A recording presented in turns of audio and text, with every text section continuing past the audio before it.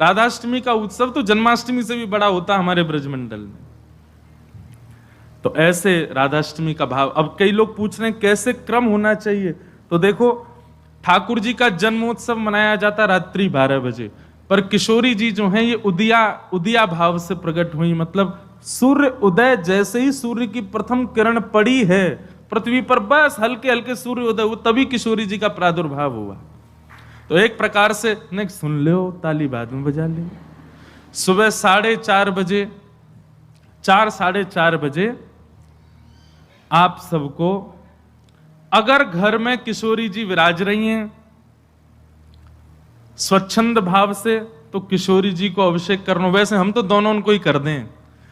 जन्माष्टमी पे भी युगल सरकार, घर के ठाकुर जी जो हैं युगल राधा कृष्ण, उनको करें, और राधाष्टमी पर भी दोनों उनको ही करें। अगर घर में केवल लड्डू गोपाल विराज रहे, केवल ठाकुर जी मुरली मनोहर लाल जी विराज रहे, त्रिभंगलली ठाकुर जी, तो भी उनको अभिषेक करो। उन्हीं को ही श्री जी स्वरूपा मान करके उनको अभिषेक करो। वैसे तो नियम ऐसा है कि जन्माष्टमी और राधाष्टमी को रात्रि भर जागरण करो, रात भर उत्सव करो, रात भर नाचो गाओ आनंद करो, किशोरी जी को प्रादुर्भाव होगा। और किशोरी जी वास्तव में शयनावस्था में हो, कमल के पुष्प ले आओ और सुंदर सुंदर कमल के पुष्पन के बीच में किशोरी जी के श्री विग्रह को विराजमान रखो, वही में ही पढ़ाओ। क्योंकि ऐसा भाव शास्त्र में है कि कमल के मध्य से ही किशोरी जी प्रकट भई। तो कमल मध्य में किशोरी जी को विराजमान करो। घर पे ठाकुर जी हैं तो ठाकुर जी को विराजमान रखो।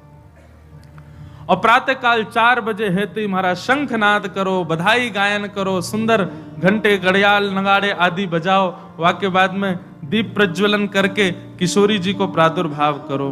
फिर वाक्य बाद पंचामृत अभिषेक करो।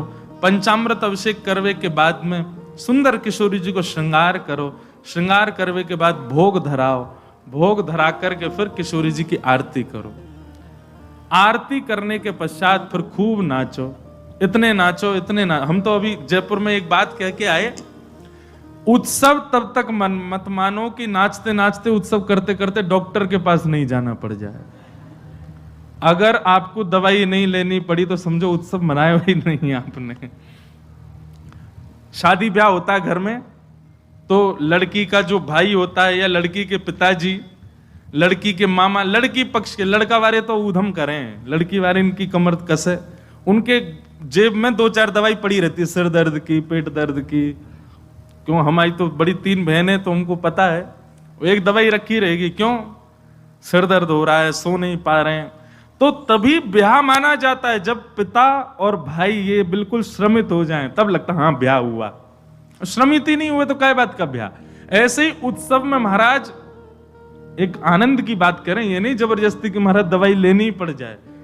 जब तक इतने श्रमित नहीं हो जाओ, इतने नहीं थक जाओ कि महाराज अब कुछ नहीं हो सकता हमसे, पस्त नहीं हो जाओ, तब तक नाचते ही रहो किशोरी जी के आगे, ठाकुर जी के आगे। खूब बढ़िया उत्सव करियो, खूब नाचियो, और फिर व्रत रखो पूरे दिन। किशोरी जी को खूब बढ़िया व्यंजन पवाओ, और पवा करके वो कोई को वितरण करो, कोई अपने काजे थोड़ा रख लो। दूसरे दिन जब नौमी लगे सोवा को पाओ प्रसाद रूप में, परवादिन व्रत रखो। और भैया नहीं रुको जाए तो पा लियो, चकाचक पाओ। बोले हमारी श्री जी को उत्सव है, हम तो पाएंगे तो पाओ, कोई दोष भी नहीं। व्रत ना करने से पाप नहीं लगता है, पर व्रत करने से पुण्य बहुत होता है हमको, लेकिन पुण्य की नहीं, हमको किशोरी जी की कामना है।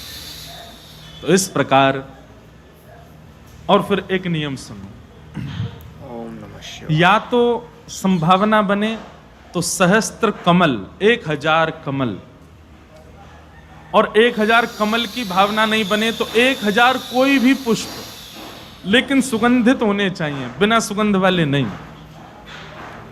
मोगरा के हो जाएं, हार श्रृंगार के हो जाएं, गुलाब के हो जाएं, और यदि व्यवस्था बन जाए तो कमल 1000 हो जाएं।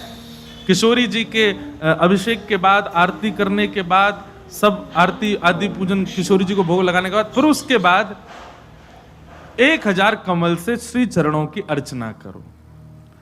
अब अर्चना में तो कई लोग ऐसा भाव रखेंगे कि राधा सहस्त्र नाम गाओ, राधा सहस्त्र नाम से 1000 कमल चढ़ाओ, पर हमारी भावना ऐसी, गोपाल सहस्त्र नाम से चढ़ाओ, गोपाल जी के नाम से एक एक कमल ठाकुर जी, क्योंकि भैया धन धन राधिका के चरण, बड़ी महिमा है किशोरी जी के। पद्म पुराण में तो इतनी सुंदर व्याख्या है किशोरी जी के जन्मोत्सव की। 1000 एकादशी मल्टीप्लाई इनटू 100 कर दो, जितना आएगा इतना फल मिलता है एक राधाष्टमी का व्रत करने से। अब कई लोगों के मन में भाव रहता है कि, मेरे मन में भी ऐसा ही भाव रहता है कि भैया उत्सव है ठाकुर जी को, जन्माष्टमी को उत्सव है, राधाष्टमी को, तो फिर काहे को हम लोग भूखे प्यासे रहें, बढ़िया माल छाने।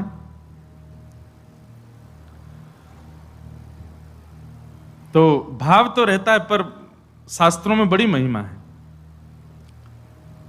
व्रत करने का नियम मूलतः इस भाव से होता है कि भाई जब हम अन्न का सेवन नहीं करते हैं तो अन्न सेवन ना करने से आलस्य जाता है, अन्न सेवन ना करने से मस्तिष्क में, मन में नकारात्मक ऊर्जाएं नष्ट हो जाती हैं।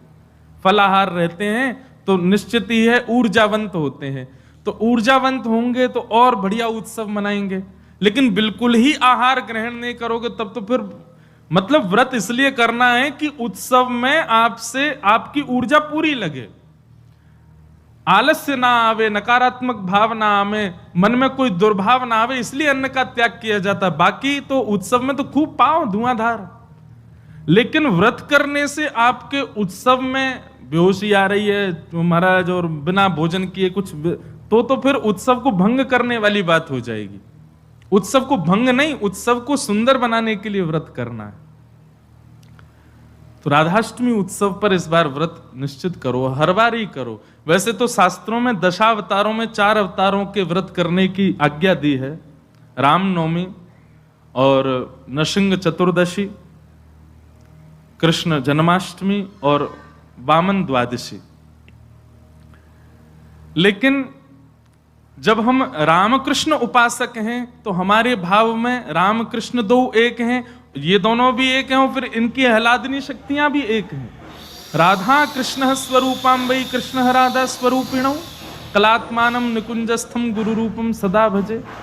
जब किशोरी जी ब्रजमंडल में श्री ठाकुर जी का ही स्वरूप हैं तो फिर उनके लिए भी ये व्रत की क्रिया करनी है। पद्म पुराण में ब्रह्मा जी ने इसका बहुत सुंदर वर्णन किया है कि भैया व्रत निश्चित करना चाहिए, इतना फल मिलता है, इतना फल मिलता है। लेकिन जब भी फल कोई फल बताता है ना कि महाराज जी ये करने से ये फल मिलता है, ये करने से ये फल, मन में एक ही बात आती है, अगर ये करने से ये फल मिलता है, अगर हम इसके बदले फल की कामना ना करके ठाकुर जी की कामना करें तो हमको व्रत इसलिए करना है हमको श्री जी मिले, हमको व्रत इसलिए करना हमको ठाकुर जी मिले।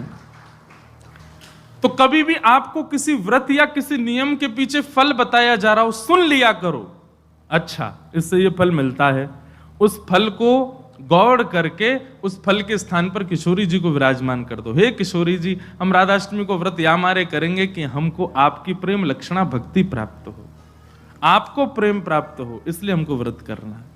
अक्षय तृतीया के दिन लोग दुनिया भर का दान करते हैं, चावलों का दान कर रहे हैं, अन्न का दान कर रहे हैं, स्वर्ण दान कर रहे हैं, चांदी दान कर रहे हैं, जे दान कर रहे हैं, वो दान कर रहे हैं। हमारे मन में भाव आता है कि भैया वादना नाम को दान करो, जो राह में मिल जाए वही से कहो जय श्री कृष्ण, जो राह में मिल जाए वही से कहो राधे राधे, नाम दान करते चलो। बोले क्यों? बोले अक्षय तृतीया को कछु दान करो तो अक्षय है जाए, तो हम नाम दान करें, हम ठाकुर जी को भजन दान करें, अरे भक्ति दान करें, अपनी भक्ति अक्षय हो जाए, नाम अक्षय हो जाए, प्रेम अक्षय हो जाए, ऐसी अक्षय तृतीया मनाओ। तो राधाष्टमी उत्सव इस बार भागवत कृपा निकुंज में गिरधर लाल जी का मनाया जाएगा। सुबह 9 बजे से क्रम रहेगा, 8 बजे द्वार खुल जाएंगे, आके बैठ जाना। 9 बजे फिर अभिषेक होगा, टीवी हम लगवा देंगे 2-4 ताकि लाल जी दिखें आप सबको, और फिर उसके बाद बधाई गायन उत्सव आदि चलेगा। 10-11 बजे तक का क्रम रहेगा, ज्यादा लंबा नहीं, छोटा ही क्रम रहेगा। और क्योंकि व्रत रहेगा तो केवल पंचामृत मिलेगा पीवे को, खावे को कछु ना देंगे हम। प्रसाद भी रहेगा, सब लोगों को थोड़ा थोड़ा प्रसाद बाहर ही मिल जाएगा। फिर उसके बाद राधा वल्लभ जी जाइयो, वहां पे ऊधम मचाइयो, बिहारी जी जाइयो। और सुनिए, राधाष्टमी को हमारे ब्रजमंडल के रसिक शिरोमणि स्वामी श्री हरिदास जी का जन्मोत्सव है। फिर तटीय स्थान जाना, तटीय स्थान जाकर के स्वामी जी महाराज को प्रणाम करके आना। वहां पर खूब निधिवन राज जाना, निधिवन में जाके स्वामी जी को प्रणाम करके आना। दान जरूर करना, ब्राह्मणों को बुला करके, घर में कुछ संत जनों को बुला करके, स्वयं मत पाना पकवान, उनको पवाना, उनको खूब दान दक्षिणा देना। काय बात की बोले बधाई है हमारी लाडली जी प्रकट भई है, वाकई बधाई बांटते रहो। नहीं तो कछु नहीं चले तो 10-10 की गड्डी ले लियो और पूरे टम्पू और रक्सान में घूमते सबन को बांटते चलो, लो भैया हमारी लाडली जी की बधाई है। अरे उत्साह, ये तो मैं बता रहा हूं मंच से, ये बताने वाली बात नहीं, आपके मन में अपने आप आनी चाहिए ये सब बातें। हमारी लाडली जी प्रकट भैया, हम कहा करें आज।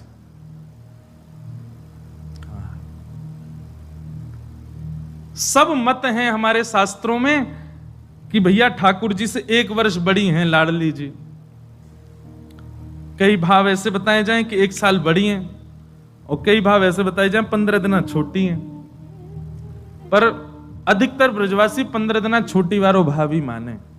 लाडली जी नेक छोटी हैं लाडली ठाकुर जी सो। क्योंकि हमने जब राधा रसामृत कथा करी नागपुर में, 2 बार कर चुके, वह कथा को तो सुख ही अलग है। कभी कभी मैं भी सुनता हूं, इतना आनंद मिलता है, सुख मिलता है किशोरी जी के चरित्र में। तो वहां एक प्रसंग सुनाया था मैंने कि जब किशोरी जी को प्रादुर्भाव भयो तो नंदरानी यशोदा भी आई हैं लाल जी को लेकर के। उससे ये बात प्रमाणित होती है कि ठाकुर जी को जन्म पहले भयो है, 15 दिन बाद किशोरी जी भई।